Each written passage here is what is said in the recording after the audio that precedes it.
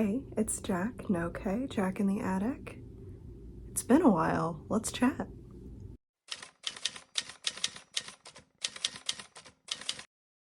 So I haven't recorded a sit down knit and chat type video in quite a while.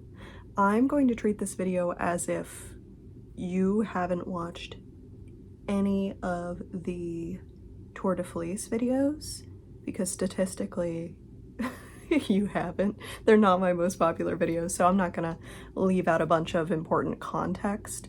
But there will also be knitting content that wasn't included in the Tour de Fleece videos, so it's just a general update for everyone. First of all, I have a couple of little vlog clips and a rare yarn haul, which I usually don't do, so here's that.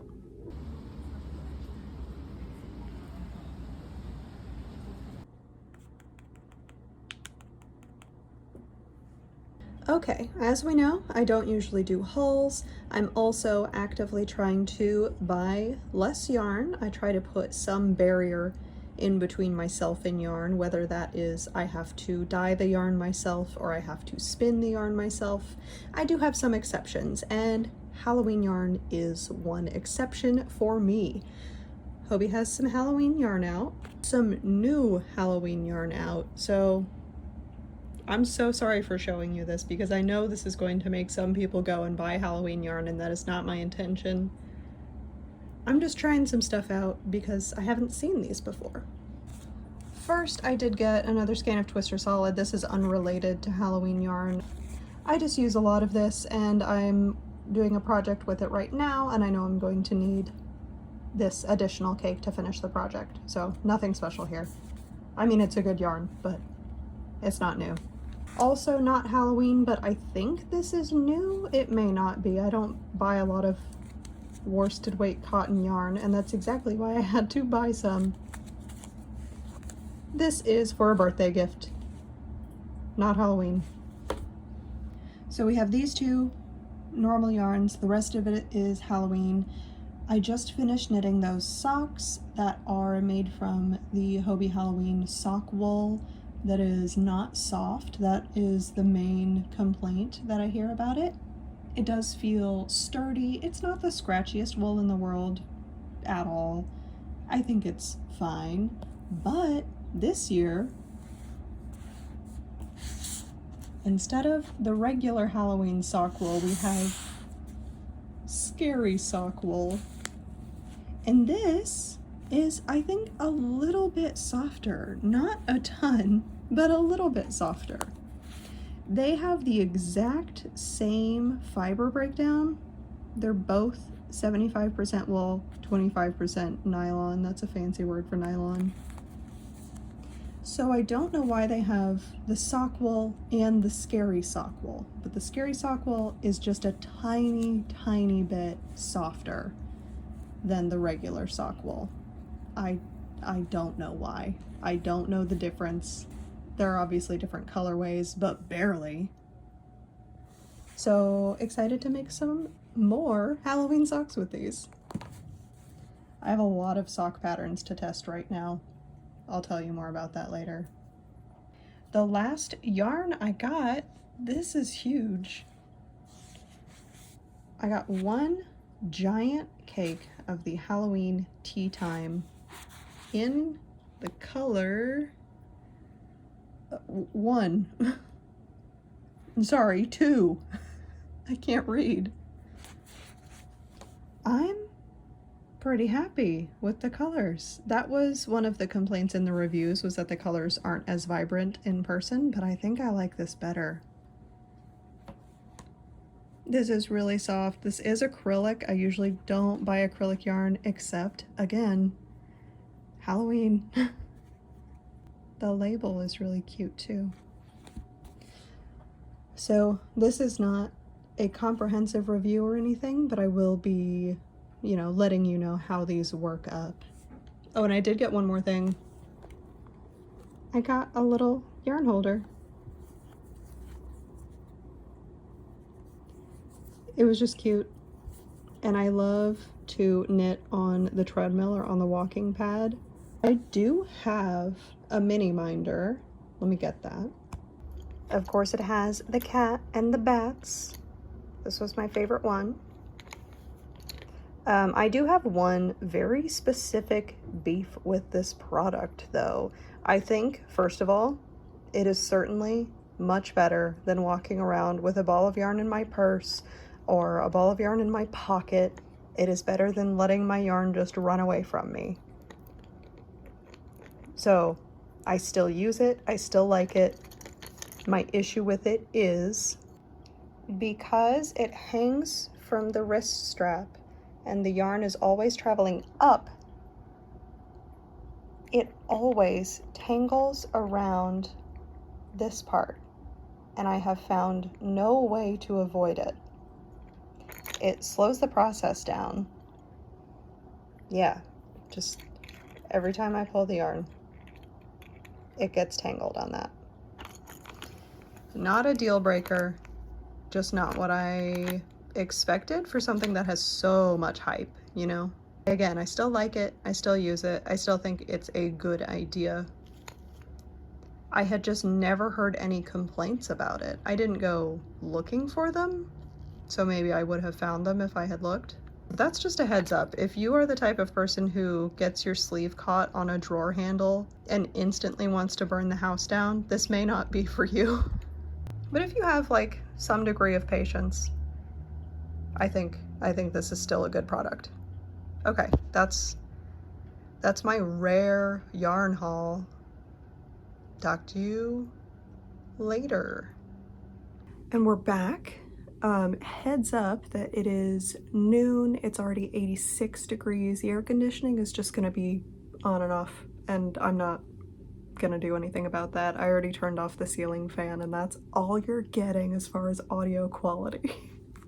So first of all, I finished my striped cardigan. I love it so much. I've worn it at least once a week since I finished it, even though it's a million degrees. It is a cotton acrylic blend, so it's not super hot. Fuzz. The acrylic doesn't help, but the cotton does. So I wear it to the office a lot. And in the office, not warm enough.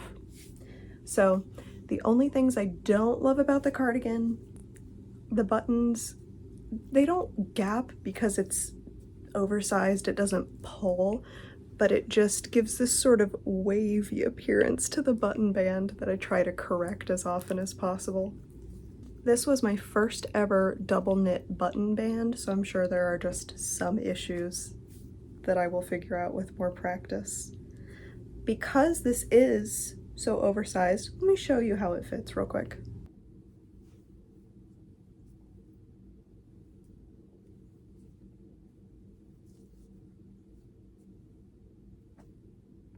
Because it is so wide and boxy, there is a universe in which I am tempted to just sew the button band closed so that it doesn't pull like that, but I haven't decided. The only other thing, I could have made the sleeves like an inch longer, and I still could. I could just undo the bind off and fix that, but it doesn't really bother me. It doesn't get in the way. It's not crazy short. Trying to give you as many angles. So they're not crazy short, but they're not quite long enough for me to not notice, you know? But again, they are comfortable and the sleeves don't get in the way, which I actually like. I'm typically the longer the sleeves the better person, but I don't know, I kind of like this. And it doesn't seem to look off with the cropped and boxy fit. I don't know. If it looks weird, let me know. I may or may not care. You can still let me know. I won't be mad, that's all. And on the topic of finishing extremely old whips, this one is as old as the cardigan. The Halloween socks. I finished them. If you didn't watch Tour de Fleece videos, you will not know that I started completely over and did something different, which was spiral 3x3 rib, which is extremely stretchy, meaning there is no heel. And it fits really well. The only fit issue I have is that when I washed them, they grew a little more than I expected, which I don't know. I just haven't figured out how to fit socks to myself yet. I'm working on it. Gauge swatching apparently only does so much, you know?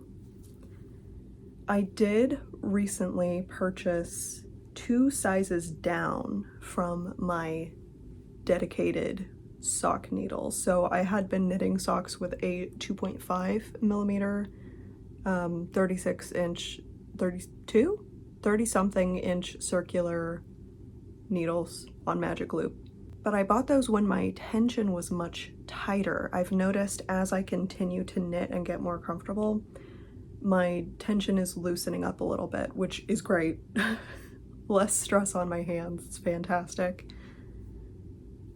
But that also means my dedicated sock needles, which I haven't knit enough socks to really be saying that, but my dedicated sock needles are now a little bit too big. So I got a 2.25 and a 2 millimeter pair of the exact same needles so that I can do some more experimenting, which I will be doing. I'm doing a whole thing right now where I try non-standard sock patterns. I will make a whole video about it. That is coming. If you want these now, and you want to do this now, I think it was called a spiral tube sock pattern. And by pattern, I mean it was more of a formula. There are multiple spiral tube sock patterns on Ravelry. I think it worked for me. I don't recommend one specifically yet. I will have more information on that when I do the full video, but if you want those socks now, search for spiral tube sock. I guess I'm just going over the knitting things first, and then I'll show you all the yarn I spun during Tour de Fleece. So the next thing is unfinished, barely.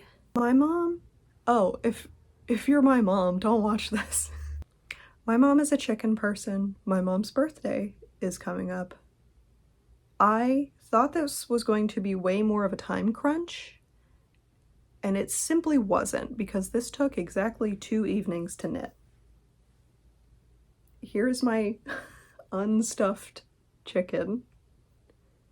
Unstuffed because I finished all the panels, sewed everything together except the butt, and needed safety eyes. So my options were buy a huge pack of safety eyes that I would never use all of, or find someone who bought a huge pack of safety eyes that they would never use all of and ask if I could have exactly 1 pair. I did the second one. So these eyeballs were very generously gifted to me from a very kind fellow chicken maker. So yeah, very, very happy with how this turned out. This is the cotton yarn from my little miniature yarn haul earlier in this video. And I have to say, this Pima cotton is maybe the softest Pima cotton I've ever used. These contrast stripe, not exactly contrast, but the stripe color, that is a different Pima yarn from Lion Brand. I don't know the color. I lost the ball band long ago. I've had it for years, so it was nice to use some of that up. And I think it goes together very nicely. Very happy with this. I obviously still need to stuff it. I'm gonna mix just stuff I have laying around, and it's gonna include a lot of yarn scraps. I stuff things with yarn scraps. I also find that that tends to stick out less. I don't know, I feel like with polyfill, especially with knit stuffed animals, you can kind of see the polyfill through the knit. I think it's less of an issue with crochet if you crochet really tight, which I do. Anyway, that's the chicken. My main issue at the moment is that I can't stop doing this.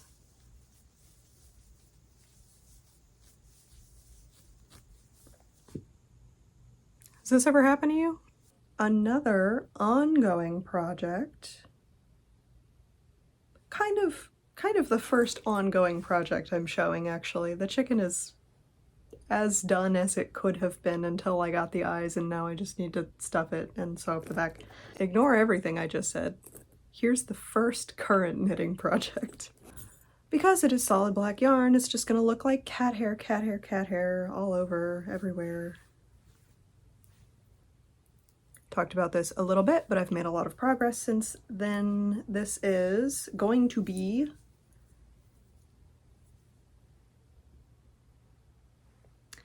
like a dress or tunic length tank top.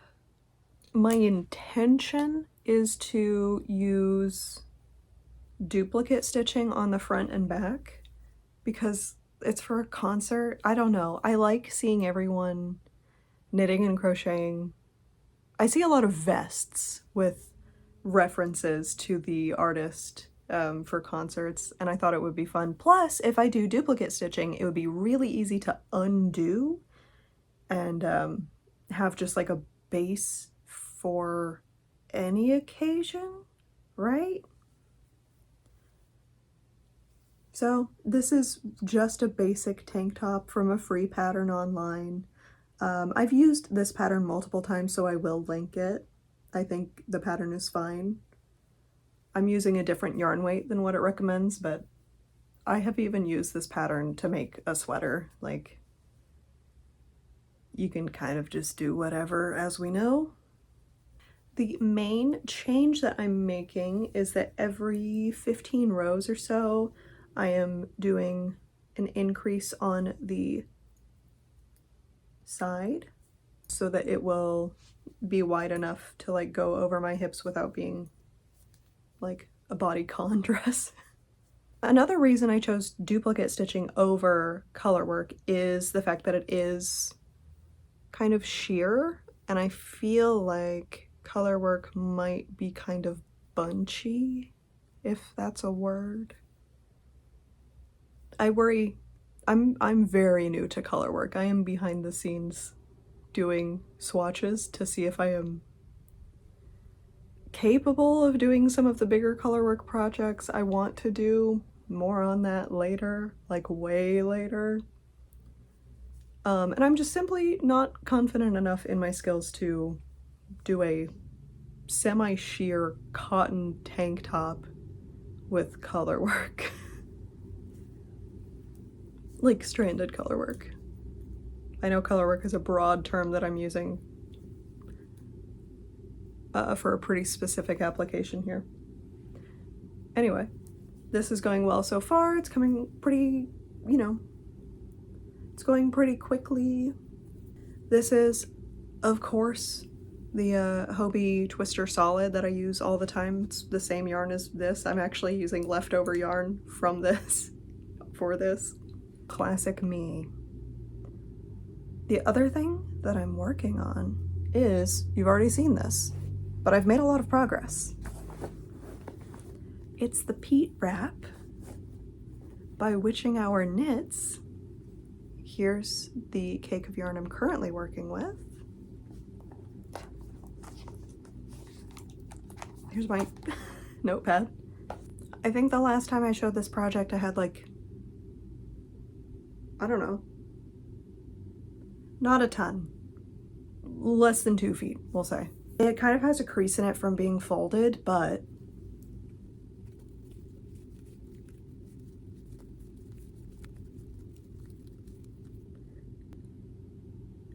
I haven't actually measured it, but I know it is intended to be 60 inches long. I am 64 inches long, tall.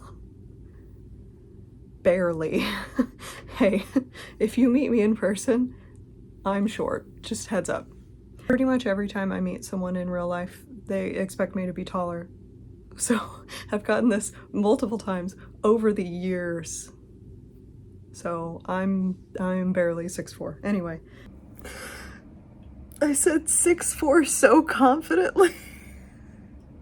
I'm red. I have been laughing at this for 5 minutes. Can we get this lore going that I'm 6'4"? Thank you. I know that this goes from the floor to about my waist. So we're getting places. It is just over halfway done, I think. And it is going well. I think my only gripe is with my own yarn spinning, nothing to do with the pattern. The pattern is fantastic. And this is a really fun knit. It's an 8-row repeat. I'm not good at memorizing repeats like that, so I just have the 2 rows that I really need written instructions for written out, and then I can reference what row I'm on. Without showing you the pattern, I basically just keep track like this. And that works for me. That way I don't have to have like the whole written pattern printed out to carry around, or I don't have to constantly have the PDF pulled up. That is easy enough for me, since most, like the vast majority of this project is that 8-row repeat. So because my spinning is still somewhat inconsistent, I'm still a new spinner, but I insisted on spinning all the yarn for this project. Don't know why. I am glad I did. It was good to commit to that idea and try something out of my comfort zone, but it does mean the edges are a little wobbly. Just a little wobbly. Is it gonna block out? I hope so. That is what's kind of keeping me going, is just the it'll block out mindset. It's a huge help to me right now. So, just to fit it all in frame.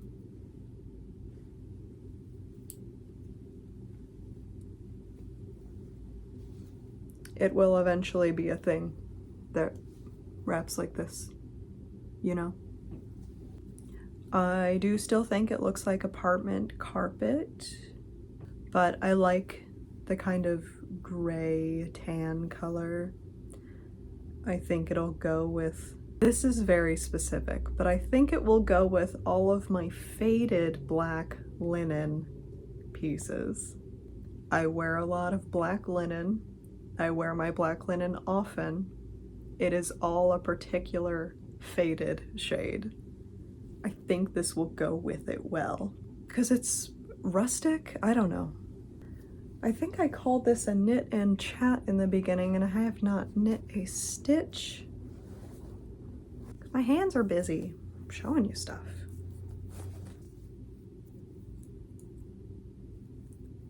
So, my first Tour de Fleece. I think it went really well. If you don't know, Tour de Fleece is just when yarn spinners spin yarn during Tour de France, and you can join teams. It can be competitive, it can be chill, it can be whatever you want it to be. It's very self-guided.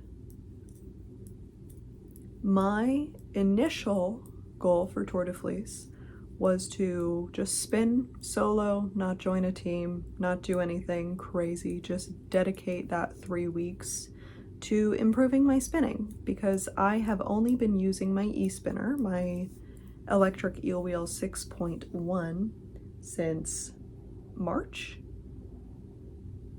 and I had only been using my drop spindle for a few months before that. So I'm a very, very new spinner. And I did stick with that goal. The only thing that changed is that I did end up joining a team. I joined the Stash Dashers, which you may have seen all over my hashtags during Tour de Fleece. And what that meant was really just being in a group chat and having dedicated hashtags to use. So I actually really enjoyed being in the Stash Dashers. I will definitely do that again next year. It didn't add any like stress to the process, which is what I was trying to avoid by not joining a team. I thought it was going to be you know, at least some level of obligation, but Stash Dashers really didn't add anything to my, like, stress level. It only made it more fun, right? So I had 2 priority spins during Tour de Fleece, and that was the Oatmeal BFL that you just saw for the peat wrap, and then the 2 braids of peat bog. This is a peat heavy season for me, I guess. The 2 braids of peat bog I wanted to spin and ply with 2 braids of solid black for a cardigan, specifically for a cropped cabled cardigan buddy knit I'm doing with Irma Melkumian, which is starting like today. I'm pretty sure I'm casting on today. So I can't wait to show you some of that when it starts. The Oatmeal BFL, I did end up spinning all of it. I finished it. Here's the other big hank of that yarn. I have one more very small hank. So it all looks like this. This is the one that I accidentally spun a little bit too thin. But I think between the big cake I'm working from right now and the smaller hank that is spun to the correct thickness or grist, I think I'm not gonna need much of this yarn. I can probably use a lot of this for the tassels or fringe, and then I will probably have some left over just based on where I'm at with the peat wrap. And I had my own journey with trying to spin this to the correct thickness because the pattern is written for DK. I ended up with something that matches the wraps per inch for DK, but basically nothing else. So my peat wrap is a little wider than it is meant to be. I think blocking could fix that. We'll see. But the point is, I have enough yarn, finally, and I think everything's gonna be okay. That is thanks in no small part to the peat wrap being really easily adaptable to different yarn weights, different gauges. But I still, as a pattern tester, I want to stay as close to the intended pattern as possible. I'm not making any intentional changes. Again, it'll block out, right? So the second priority spin, the peat bog plied with black, it went so well. Here is a huge hank of it. It looks so much better in direct light. I'll put a picture up here. I'm so happy. Here it is in cake form, so I could swatch some things. In a previous video, I talked about having a few options of cardigans that I was looking at, and one in particular I was pretty sure was going to end up being the one I picked because it wasn't too textured, and I was worried about the color and the hand spunness of this not agreeing with a too textured knit. Obviously the cable is going to be a cable, but the one I was so positive was stockinette. It's actually reverse stockinette. I hadn't zoomed in far enough. So did I already buy the pattern? Yes, because I think with reverse stockinette, I can just unreverse it and knit it the way that I want. I know that the reverse stockinette is intended to make the cables stand out a little bit more. I'll still do the stockinette section, little tiny bit of garter or reverse stockinette cable. You know, the cable will be surrounded on both sides by not stockinette, so I think it'll still stand out fine. So taking a lot of risks here with handspun yarn and altering a pattern I've never knit before. Do we think I can do it? Question mark. I believe the majority of this yarn is spun to the correct thickness, but I do have some areas that are just a little too thin for DK. I have a plan if these little sections end up looking too thin. I have some lace weight solid black. I'm gonna try seeing if working in a little bit of that in these too thin areas looks way too different. If it does, I just won't do that, but I am willing to try that. I'm gonna do some more swatching today before I cast on. However, the casting on I'm not worried about at all. It is knit bottom up, and the ribbing I have always planned to do with a solid black, just commercial regular yarn that I had already purchased. So this will just be the main body and the sleeves, not the ribbing, not the cuffs, not the button band, because I wanted to make that all very sturdy. And turns out my handspun yarn is very sturdy. I need to cool it with the overspinning a little bit. Point is, I have a big plan and I can't wait to see how it goes. This BFL is pretty soft. I'm pretty happy with it. I am definitely overspinning less than I have been. I'm improving. So those are my 2 priority spins. One of the other things I worked on was Goblin Mode by Hip Strings, and that came out beautiful. It's so squishy, it's so soft. This is spun pretty thin, semi-consistent. I'd say it's all about a fingering to sport weight. Maybe a few little DK sections in there. I'm still working on it. So this is a 2-ply. Actually, everything I've showed you so far has been a 2-ply. But this is, I don't have the tag with me, so I don't remember the exact composition, but it had a couple of different types of wool. I believe it had some merino, some BFL, and some Shetland, and then some bamboo and hemp. So this was weird to spin, and yet delightful. This basically spun itself. It was way easier than I expected. I don't currently have any ideas of what to make with this, so if you have ideas, let me know. Since this is a lightweight yarn, it had some plant fiber in it, I wanted to keep it kind of airy, and that's kind of the direction I'm leaning in as far as a project, so it might become like a very lightweight open knit shawl or something like that, maybe a top, like a tank top. I don't know. I am, of course, limited to 1 skein, but that's not a huge deal. Finding 1 skein patterns has kind of become my thing. One thing I worked on but did not finish was some more of this undyed white Polworth. I have 3 braids of this. I finished 1 braid, so this was just me working on the second one. I did stop early because I wanted to spin something chunky and easy and fast on the last day of Tour de Fleece and end with a solid win, you know? So I didn't finish this. This particular spin takes me a really long time anyway.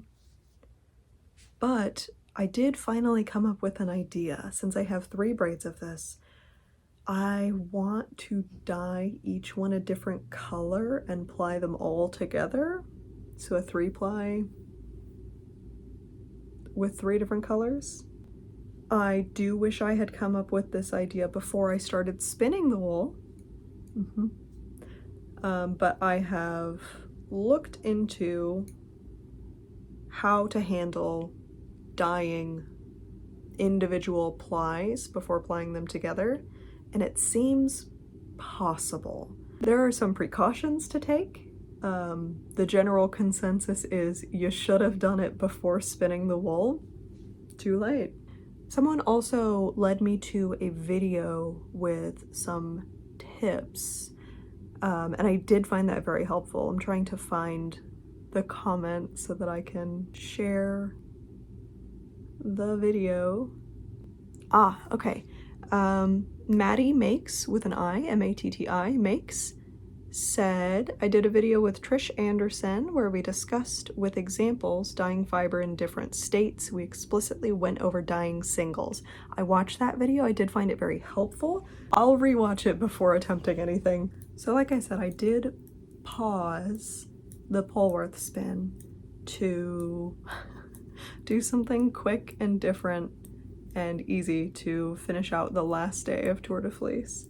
And that is exactly what I did. So I have this dark brown Corriedale wool from the same place as my Oatmeal BFL, which is BZB Fibers. I had never spun Corriedale before. I like to look up fiber characteristics before I spin something new. Has that helped me yet? I don't really know.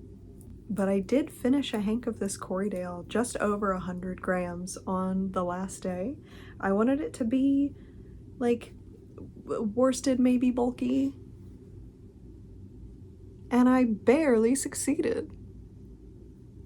But I think it looks nice. I really like this color. It's somewhat soft. It's not scratchy, but it's not soft. So it's somewhere in the middle, which I don't mind. I'm thinking, I've been wanting to experiment with felting, and I think this might be good for that based on what I've read. So if I spin the rest of this fiber, which should only be another skein, maybe a felted bag could be cool. I've seen a lot of people do felted, like clog type slippers, and they look really cool, but I have a lot of slippers. I have a lot of indoor footwear already. I kind of just don't have need for that, unfortunately, because I think it would be really cool to try. It looks like fun. I just don't need them. I'm not sure who in my life does. I don't know. So this is another one that's kind of up in the air as to what I will eventually make out of it.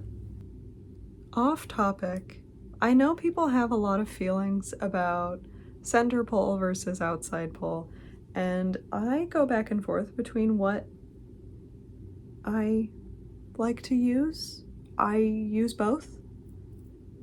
Depending on if it's a project that's gonna stay at home or if I can travel with it, that will sometimes impact my decision. If it's something that I'm going to put on my mini minder, definitely outside pull, you know?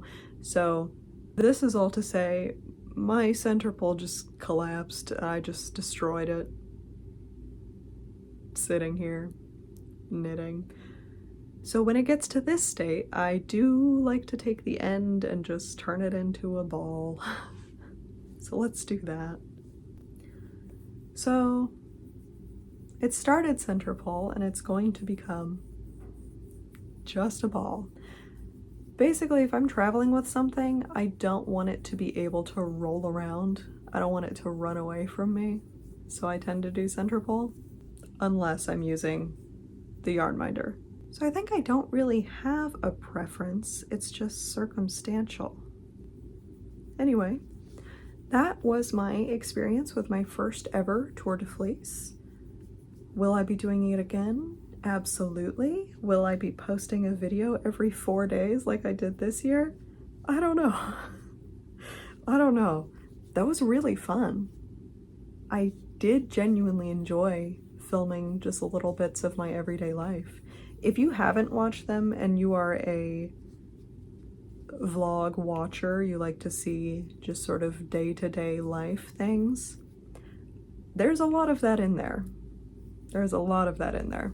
There is a lot of spinning as well. So if that is not something you're interested in watching, I totally understand skipping those. But it was a lot of editing. So much editing. How much more spinning could I have gotten done if I wasn't editing all the time? I don't know. I also did enjoy taking my little week off. That was nice.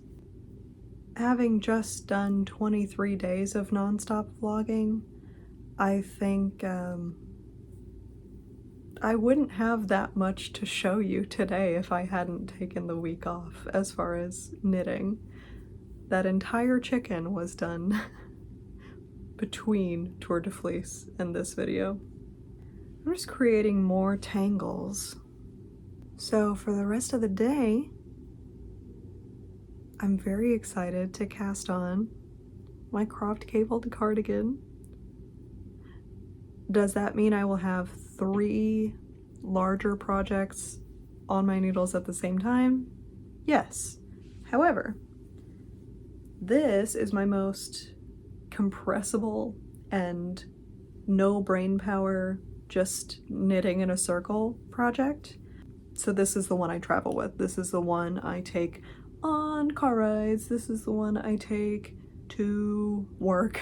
This is the one I take to queer craft night because it fits in a small bag. And then the Peat Wrap is, once again, a very long-term project. I think it's not due until like winter.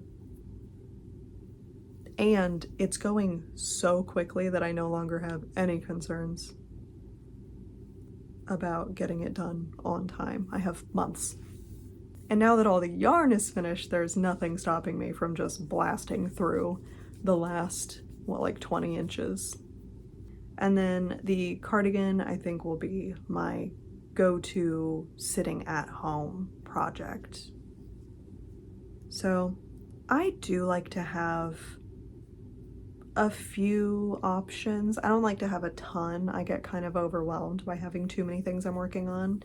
Don't remind me that I have another Hylia dress sitting unfinished in a bag. I know. I plan to work on that in the early to mid fall so that I can have it ready for the cold weather, but it doesn't get cold here until like mid-December. But a couple of weeks ago, we had a day where the high was 73, and you bet I treated that like Halloween. Did I wear my little sweater out? Yes. Cardigan, whatever. I think that is something I'm still struggling with, is planning my knits to be done just in time to use them, which is totally unnecessary, but it keeps them very exciting in my mind, you know? It involves, I think, too much planning, too much unpredictability to plan accurately, and it stresses me out a little bit, but it is fun. So is it worth continuing to do that? Or should I just knit whatever, whenever, knowing that it will be there for me whenever the appropriate weather comes around? Because I know some people who knit like that, and they seem so free in a way that I simply am not. I'm just rambling now. I haven't had an opportunity to catch up like this in a while. So I am gonna literally wrap it up here. As always, feel free to let me know what you're working on. We're in this later summer kind of transitional period, so I am interested to see how other people are handling that. Are you starting your cold weather knits, or are you still doing tank tops? Oh, also, a couple of months ago, I woke up in the middle of the night thinking, I stole Live Your Best Yarny Life from someone. I know it. I must have stolen it from someone. Where did that come from? Did I steal that from someone? I must have stolen it from someone. And then I had a little minor freak out on my Instagram stories, like, does anyone know if I stole this from someone? Help.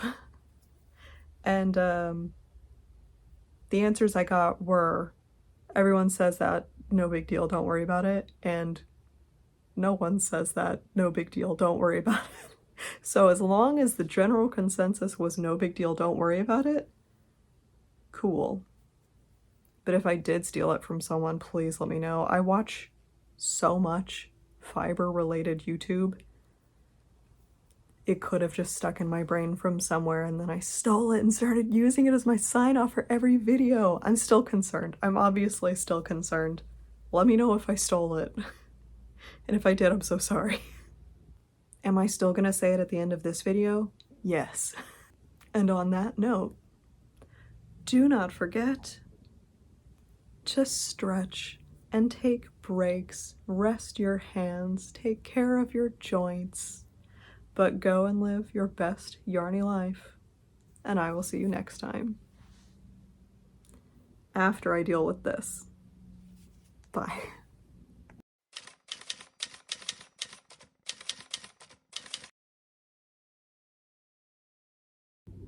I didn't even talk about Yarn Crawl being next month. I am in danger.